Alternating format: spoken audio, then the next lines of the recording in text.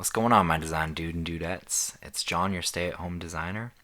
Thanks for stopping by. This is the place where my passion is to help you pursue your passion. So let's get into it. We had some pretty good days coming up. Basically, I'll cover a nice closing trade we did, but let's start with what we opened up with. So today we did Snapchat, looking at a 69% chance of success. Credit received $60, and we're at the 25 and 23 strikes. So defined risk here on the spread, looking to maybe get this closed out sooner. Basically, I'm hoping to have less risk once the election kicks in. I kind of want to have some available capital in case I need to use it. But basically, we entered Snapchat today. The strike was at 25, so I need to stay above this mark right here. And if not, if this like completely crashes, we are covered by the defined risk. So looking good. I do actually like kind of the chart pattern. I'd said on previous videos in the past that Snapchat was probably one of my favorites, and that was actually back when it was trading at 22. So not too bad. I'm happy with the movement. I like the trade that we took on today. Let's see how it shakes out in the next few weeks.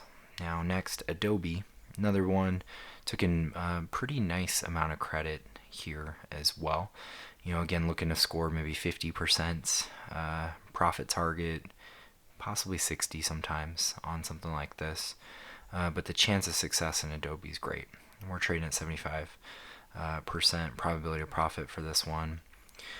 We're at the strikes here, shorted the 485, and we got the 480 for our protection.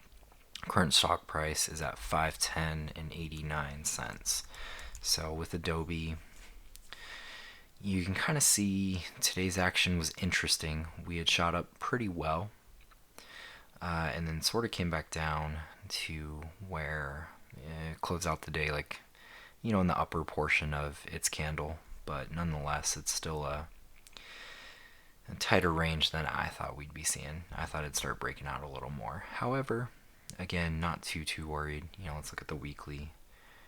You can see a clear uptrend. Nothing's really broken in regards to this chart. So I do like Adobe. Not too bad. And then just really quick, I haven't actually really looked at, you know, the S&P today or anything. Well, that's pretty good. And the Q. So S&P looks pretty good. Volume's quiet as it has been. I think everyone's waiting for the election. And the Qs, yeah, similar price patterns. A lot more volume you can see down here below.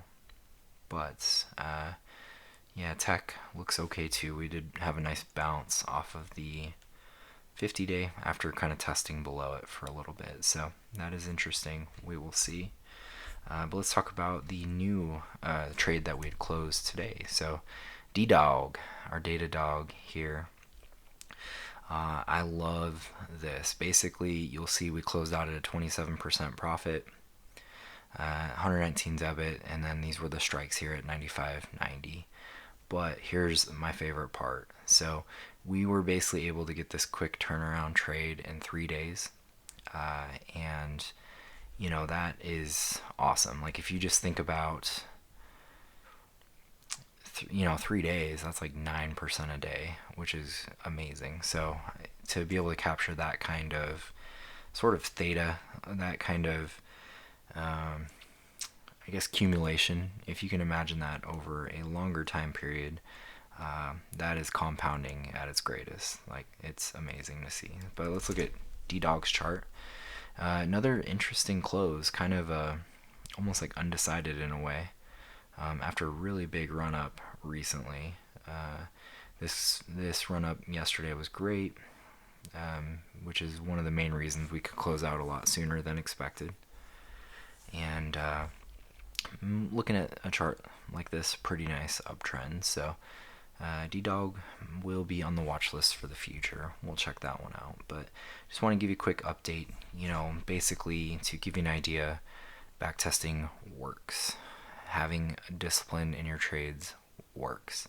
You got to manage your risk. Make sure you're not putting yourself in the doghouse. If something goes against you and you only lose a defined risk percentage that you set up of the portfolio, then you live to trade another day. So that's probably the biggest thing I'll be touting as we're coming into the election. Maybe some more volatility. Speaking of, let's look at VIX here.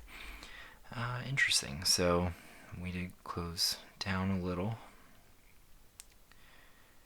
We are sitting on what could be a support level. So bear in mind, maybe there is some, you'll see right here, but then as I go here, we had bounced off in July, and then we also bounced off in June. So we've kind of tested this current level that we're sitting at and that we bounced from today a few times this year. So that is something to bear in mind.